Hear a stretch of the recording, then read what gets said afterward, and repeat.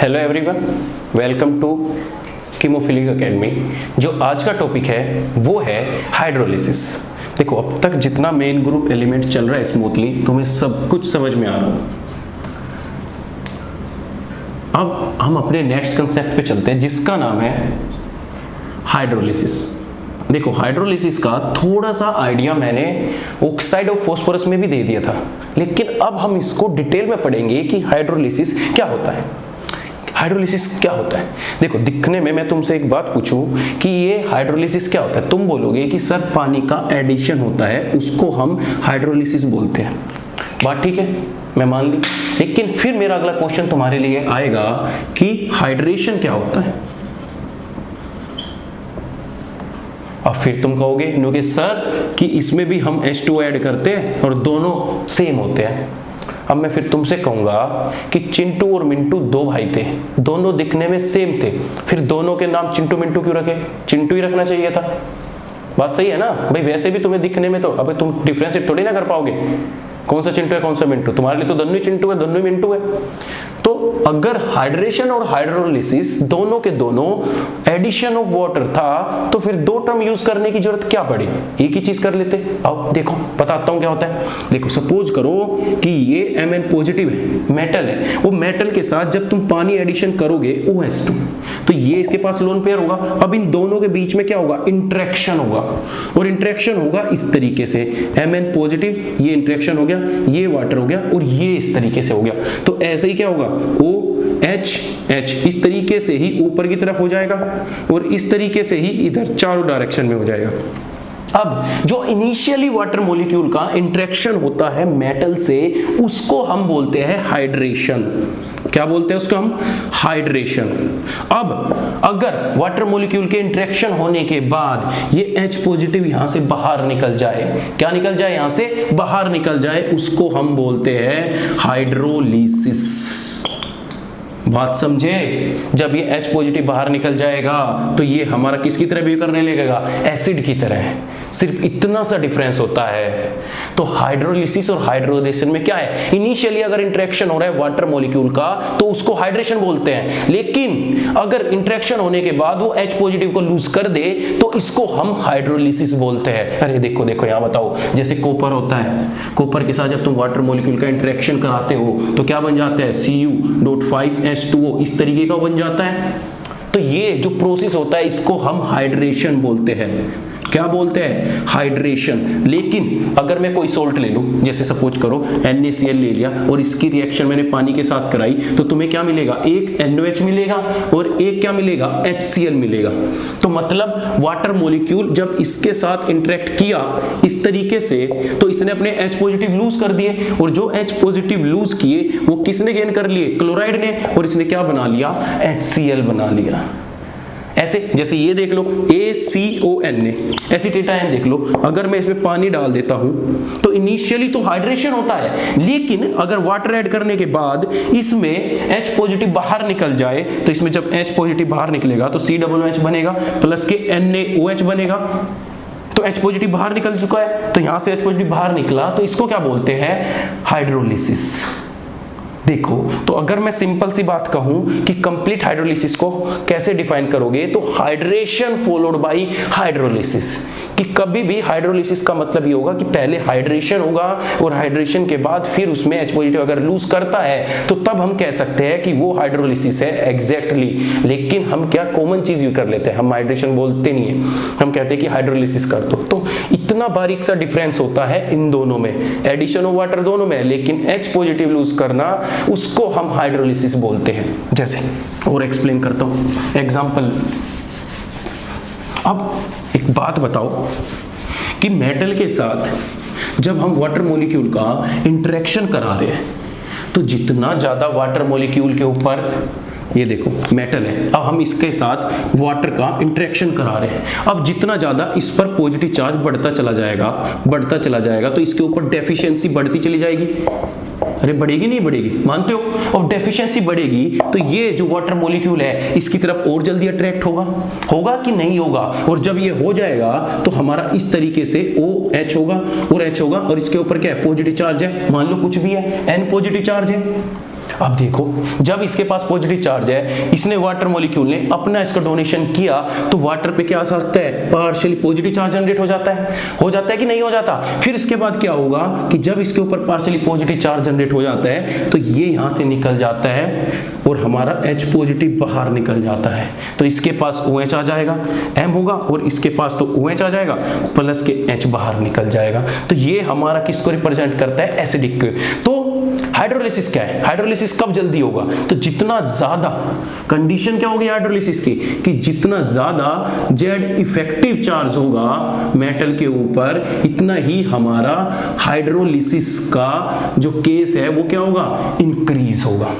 अब एक बात और बताओ कि तुमने ये मेटल ले लिया और तुम्हें इस पे वाटर मॉलिक्यूल का अटैक कराना है। अब अटैक कराने के लिए अटैक तो करेगा, सिंपल सी बात है, लेकिन मेटल तो चारों तरफ से लिगेंड से घिरा हुआ है ना। तो जितना ज्यादा मेटल लिगेंड से घिरा हुआ होगा, इतना ही इस वाटर का इस तक अप्रोच कम हो पाएगा। तो इसलिए जब हाइड्रोलिसिस स्टेरिक हिंड्रेंस के ऊपर भी डिपेंड करता है कि कितनी स्टेरिक क्राउडिंग है। अब जितनी कम स्टेरिक क्राउडिंग होगी, हाइड्रोलिसिस इतना फास्ट होगा। बात समझ में आ रही है? अब देखो, तो पहली कंडीशन तो क्या होगी कि जितना ज्यादा जेड इफेक्टिव होगा, इतना ही हमारा क्या होगा, हाइड्रोलिसिस फास्ट होगा। और दूसरी कंडीशन क्या हो गई कि भैया मिनिमम स्टेरिक क्राउडिंग होनी चाहिए, मिनिमम स्टेरिक क्राउडिंग होनी चाहिए, तभी हमारा हाइड्रोलिसिस हो पाएगा, अदरवाइज हमारा हाइड्रोलिसिस नहीं हो पाएगा। बात समझ में आ रही है? अब देखो, जैसे मैं तुम्हें बोल दूं कि ये एक NaH2O6 तुमने कंपाउंड देखा होगा, ऐसे ही मैं तुम्हें बोल दूं मैग्नीशियम H2O6 2 पॉजिटिव देखा होगा, ऐसे ही KH2O6 कोऑर्डिनेशन में देखे होगे तुमने, ये +1 हो गया। और ऐसे ही अगर मैं तुम्हें बोल दूं AlH2O6 3 पॉजिटिव, और तुमसे पूछने लगूं कि इनमें तीनों में किसका हाइड्रेशन हो रहा है और किसका हाइड्रोलिसिस हो रहा है, पहला क्वेश्चन नंबर 1। दूसरा, अगर तुमसे पूछने लगूं कि सबसे ज्यादा एसिडिक स्ट्रेंथ किसकी होगी, तो कैसे डिफाइन करोगे? लेकिन हमने तो भाई रट्टा मार रखा है कि जितनी ज्यादा ऑक्सीडेशन स्टेट होगी, इतना ज्यादा पॉजिटिव चार्ज होगा, इतनी ही ज्यादा उसकी क्या होगी, एसिडिटी होगी। लेकिन ये तो हमने रट्टा मारा, लेकिन इसके पीछे भाई कंसेप्ट ये है कि जब मेटल पर इफेक्टिव न्यूक्लियर चार्ज बढ़ता चला जाएगा, बढ़ता चला गया, बात ठीक है। अब जैसे ही वाटर मॉलिक्यूल इसके साथ इंटरेक्ट करेगा इस तरीके से, तो इंटरेक्ट करेगा तो वाटर मॉलिक्यूल अपने लोन पेयर इसको देगा, और जब लोन पेयर देगा तो ये पॉजिटिव चार्ज आना इसके ऊपर स्टार्ट हो जाएगा।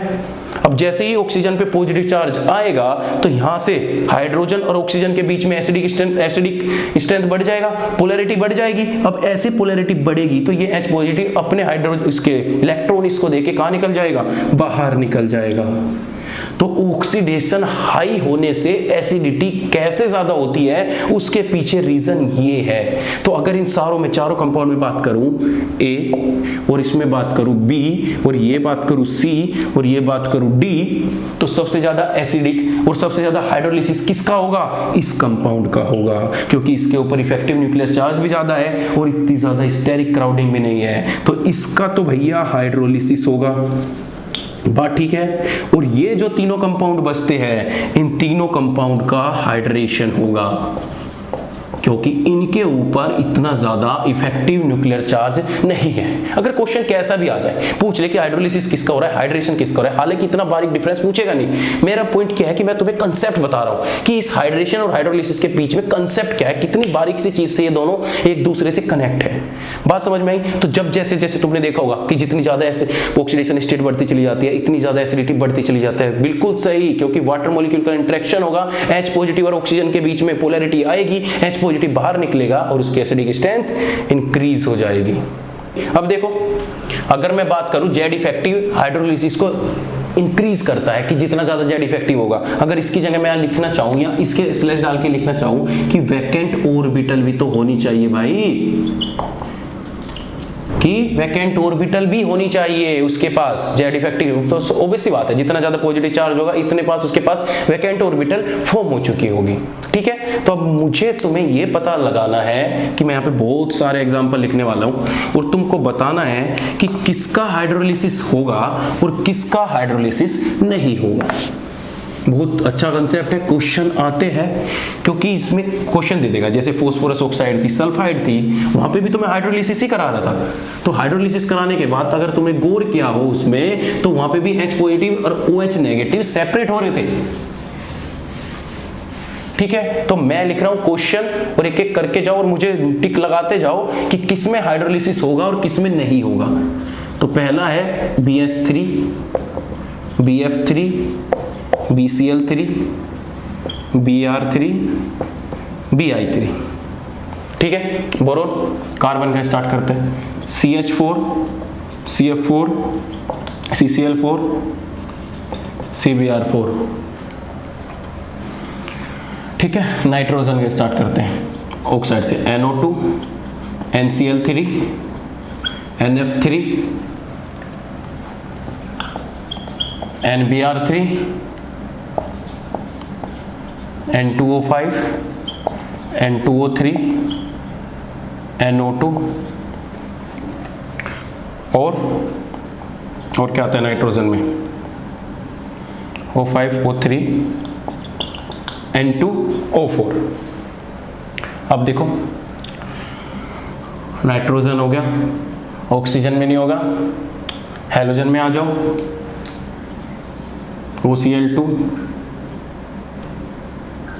Cl2O3, Cl2O5, Cl2O7। ठीक है, या फिर ClO2, ClO3। और एग्जांपल देखते हैं, PCl3, PCl5, SF4, SF6, SL6, SiF4, SiCl4। Okay, लगाते जाओ निशान। और क्या होता है इसमें? सिलिकॉन में क्लोराइड हो गया। हैलोजन, इंटर हैलोजन कंपाउंड ले लो, IF3, IF7, IF5। ठीक है, और SiCl6 ले लो, या सल्फर SCl6।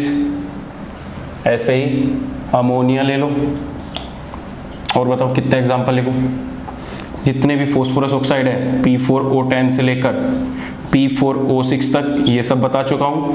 इतने ही सल्फाइड है P4O9, P4S10 से लेकर P4S3 तक, ये भी मैं तुम्हें पहले डिस्कस कर चुका हूं कि ये हाइड्रोलिसिस देंगे।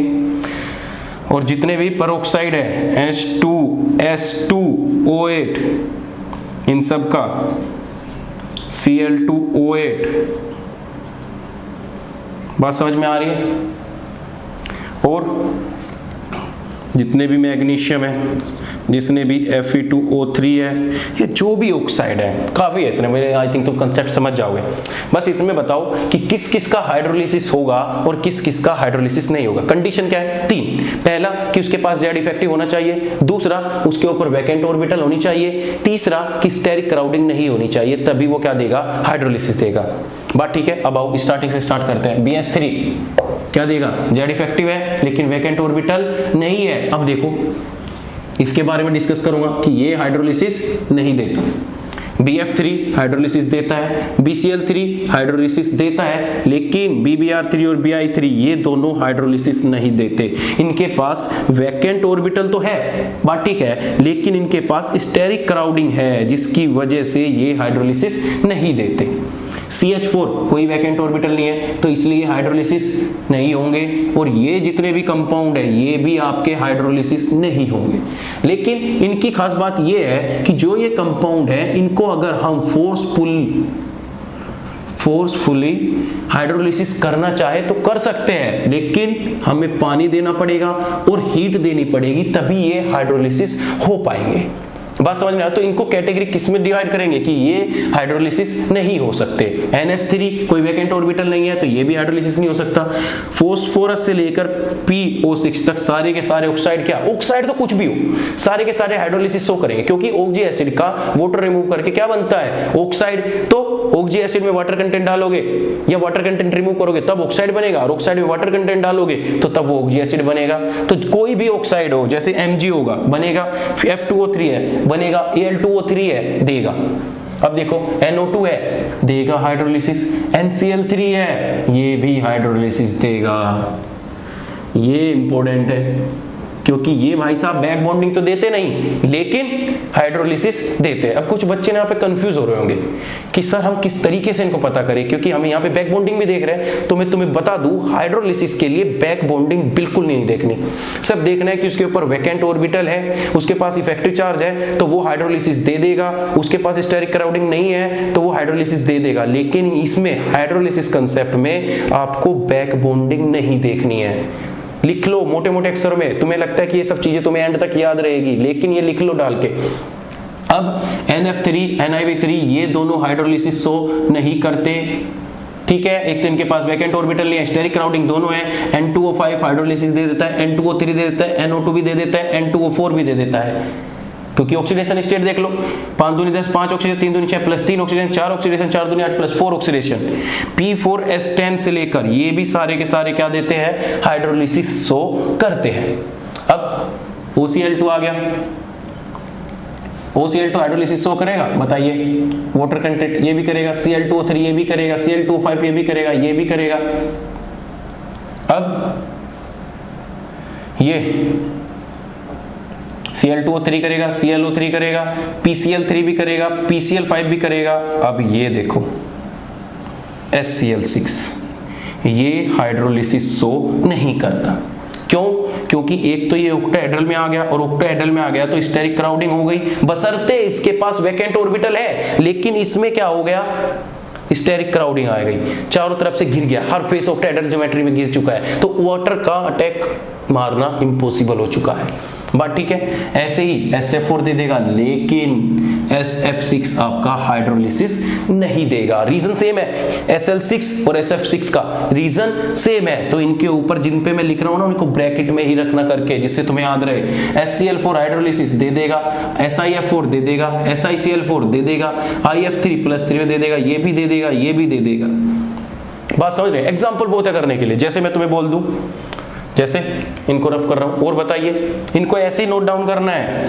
तो ऑक्साइड तो सारे हाइड्रोलिसिस देते हैं, उसके बाद स्टेरिक क्राउडिंग देखनी है, और फिर उसके बाद जिनोन फ्लोराइड भी जो होते हैं वो भी आपका हाइड्रोलिसिस शो करते हैं। जैसे XeF2 हुआ, XeF4 हुआ, XeF6 हुआ, तो ये सारे के सारे जिनोन फ्लोराइड होते हैं, वो भी आपका हाइड्रोलिसिस शो करते हैं, क्योंकि उनके पास भी क्या होती है वैकेंट ऑर्बिटल।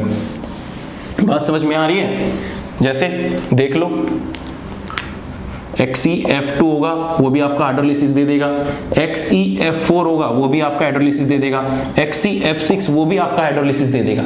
सिंपल है। अब देखो इधर देखो XeF6 हो गया। अब इसके बाद क्या बचता है, जैसे IBr3, IBr5, IBr7, तो ये जितने भी कंपाउंड होते हैं ये हाइड्रोलिसिस शो नहीं करते, क्योंकि इनमें क्या आ चुका है स्टेरिक क्राउडिंग आ चुकी है।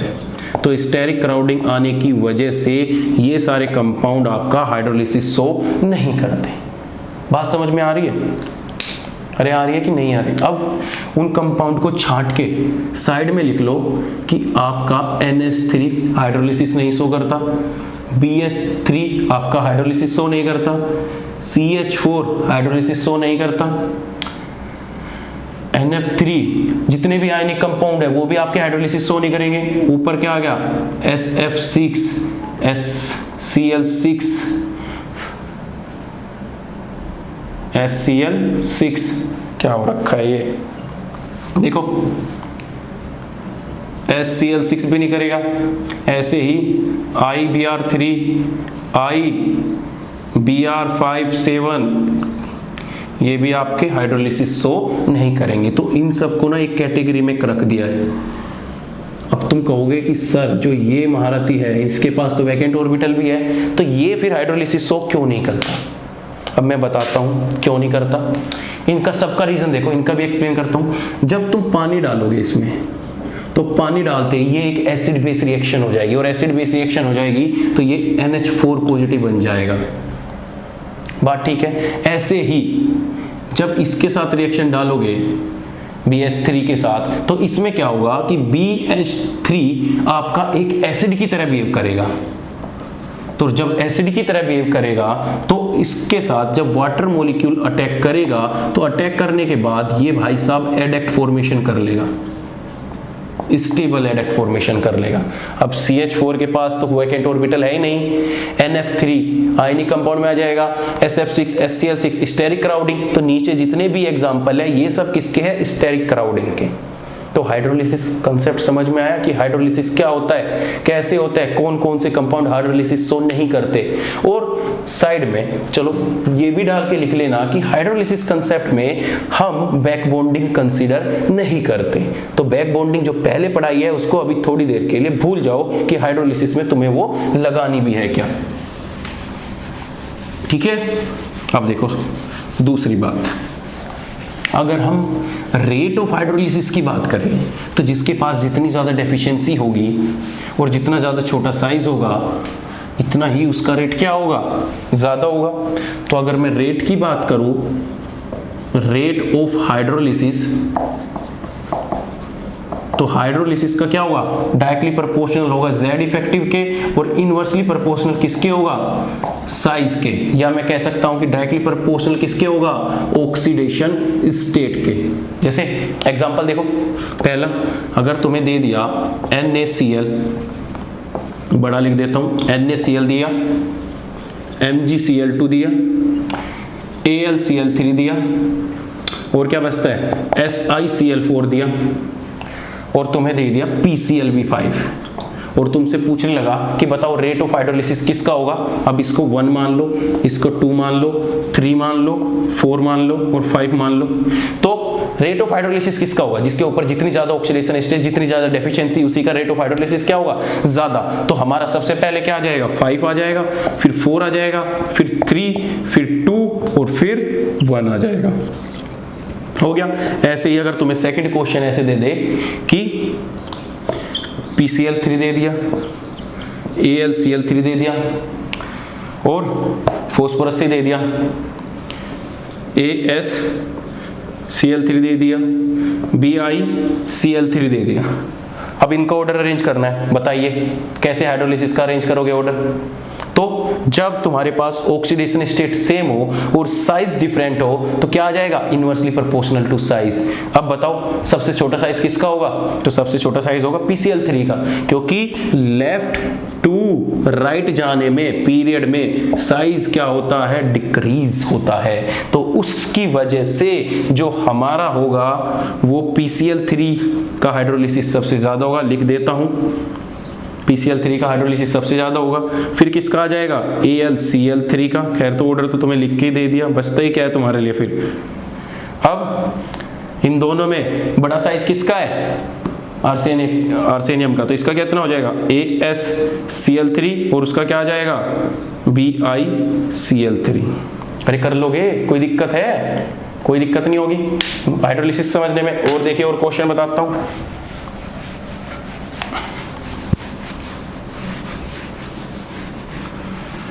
अब देखो, जैसे तुम्हें दे दिया कि PCl3, PCl5, SF4, SF6, HCl6, ये क्वेश्चन दे दिया और तुमसे पूछने लगा कि रेट ऑफ हाइड्रोलिसिस क्या होगा। तो फटाफट हम क्या देखेंगे?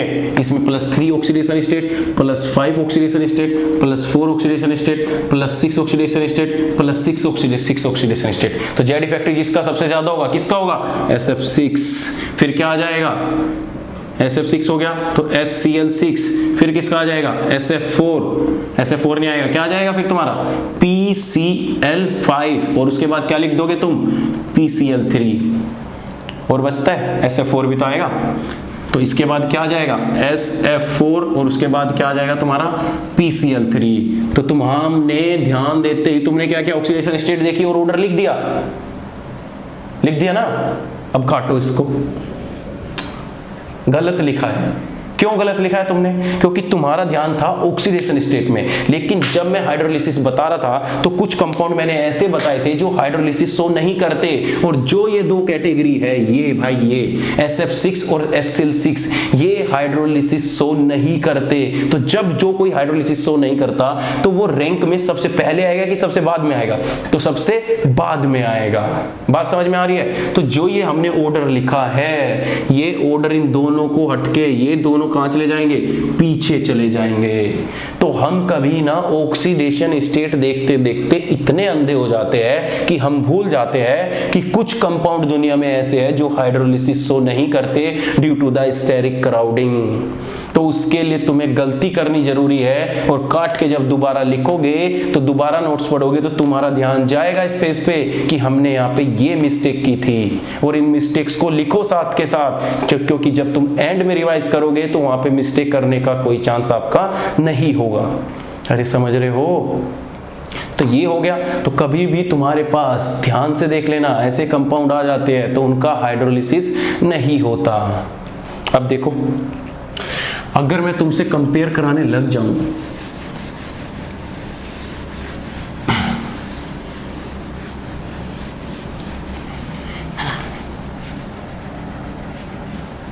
कि रेट ऑफ हाइड्रोलिसिस, देखिए rate of hydrolysis question number 1 BF3 और BCl3 में किसका रेट ऑफ हाइड्रोलिसिस सबसे फास्ट होगा? ऐसे ही SiF4 में और SiCl4 में किसका हाइड्रोलिसिस सबसे फास्ट होगा? बताइए किसका हाइड्रोलिसिस सबसे फास्ट होगा? रेट। तो हम क्या करेंगे हम यहाँ पे एक बार गलती ये करेंगे कि इसमें तो बैक बॉन्डिंग होती है भाई, फ्लोरीन डेफिशिएंसी कम हो गई तो हमारा रेट ऑफ हाइड्रोलिसिस इसका ज़्यादा हो गया और इसमें इसका ज़्यादा हो गया। लेकिन ये ऑर्डर होता है गलत, क्योंकि मैं तुम्हें पहले ही बता चुका हूँ कि हाइड्रोलिसिस में बैक बॉन्डिंग कंसीडर नहीं करनी है,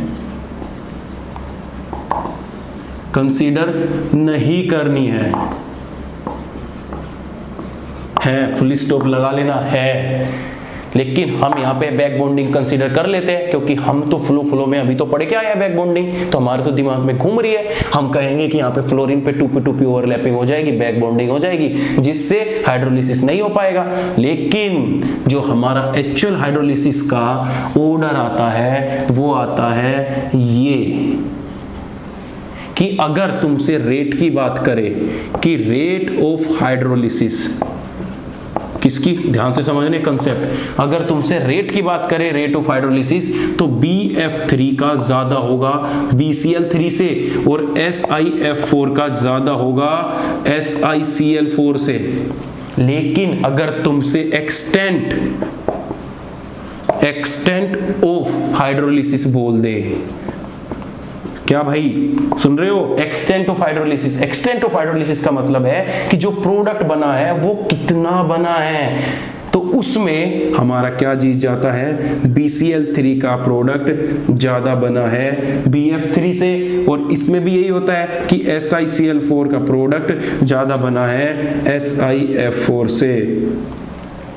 तो देखो ध्यान से, इनमें दोनों में कंपेयर देखो ध्यान से कि जब रेट की बात करें तो हमारा BF3 आएगा, डोंट कंसीडर बैक बॉन्डिंग। अगर एक्सटेंट की बात करें तो क्या आ जाएगा? BCl3 आ जाएगा। अब रीजन क्या है कि ये एक्सटेंट हाइड्रोलिसिस क्यों इतना ज्यादा क्यों शो कर रहा है? क्योंकि इसमें कंसेप्ट आता है कॉम्प्लेक्सेशन का, हाइड्रोलिसिस एंड कॉम्प्लेक्सेशन। इसका रीजन बता रहा हूं तुम्हें, क्या होता है इसका रीजन।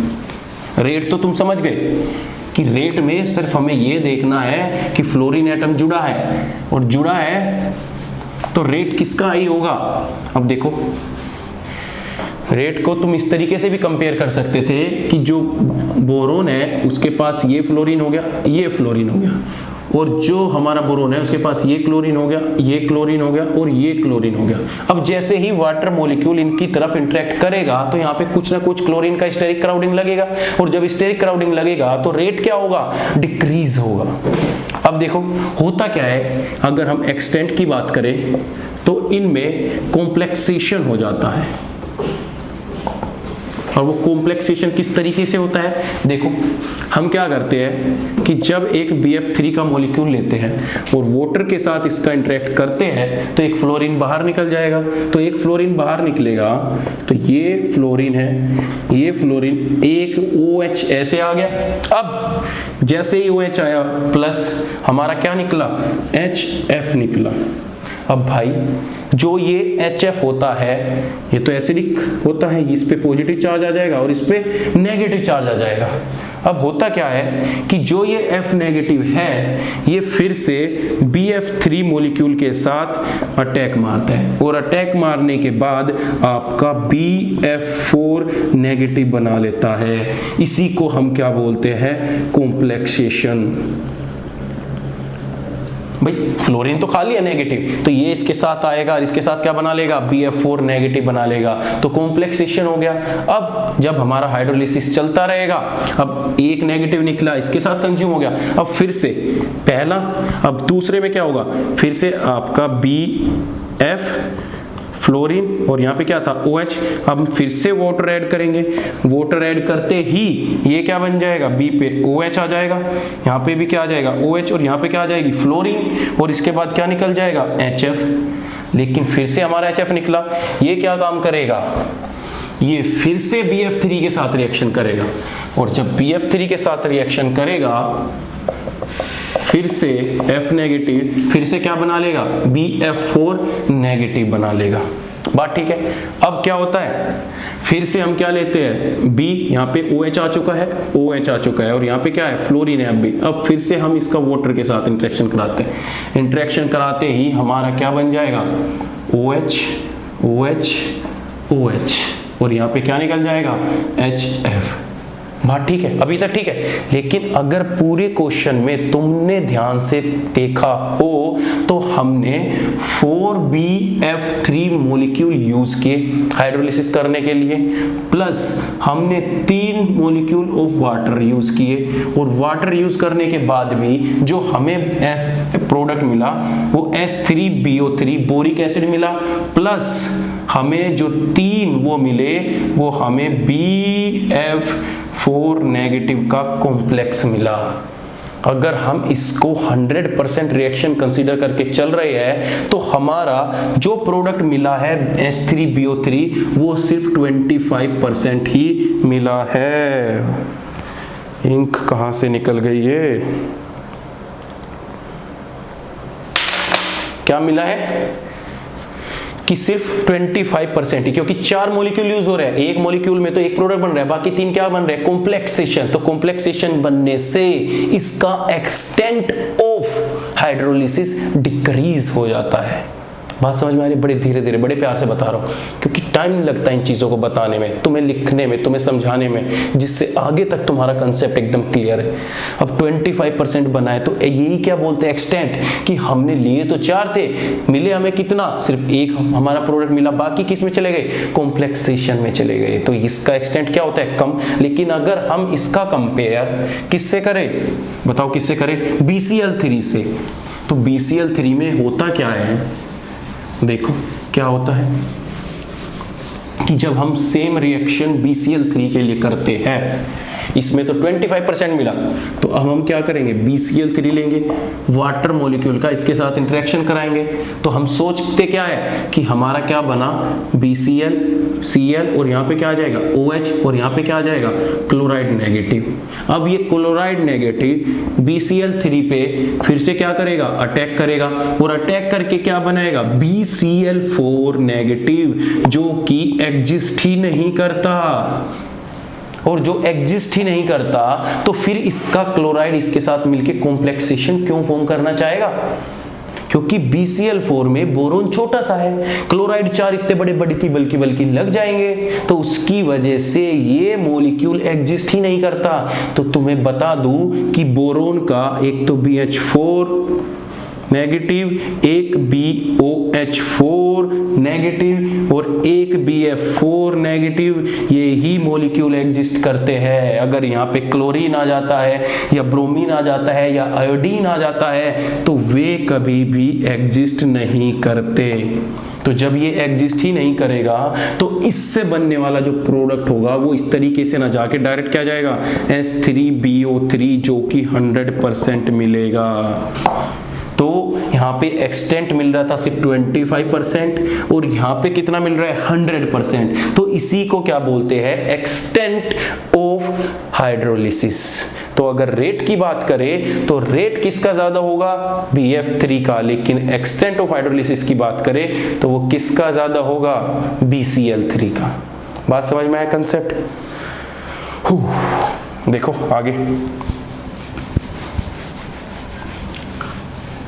अब देखो अगर मैं इनके प्रोडक्ट की बात करूं कि हाइड्रोलिसिस करने के बाद जो हमारा प्रोडक्ट बनेगा वो प्रोडक्ट क्या बनेगा।